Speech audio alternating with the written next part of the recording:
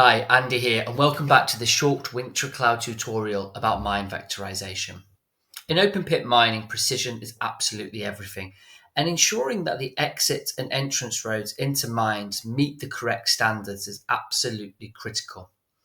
By using aerial point data like what we have here in front of us, we can create accurate digital representations of the mine, and with vectorization we can extract road edges, as you can see here. By simply clicking here within the platform itself, we can add lines, points, or areas. Here you can add a line by simply clicking point A to point B. And then we can introduce a line across here like I made earlier. And now we can see the absolute meters between both of these distances.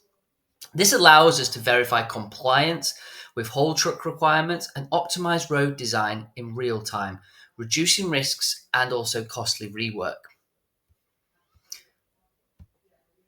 With tools like WingtraCLOUD, we get a really good, solid 2D and 3D view of the mine. So we can actually create even more use cases for our project itself. So using WingtraCLOUD, mines can stay ahead, ensuring every road meets the mark for safety and efficiency. Thanks for listening.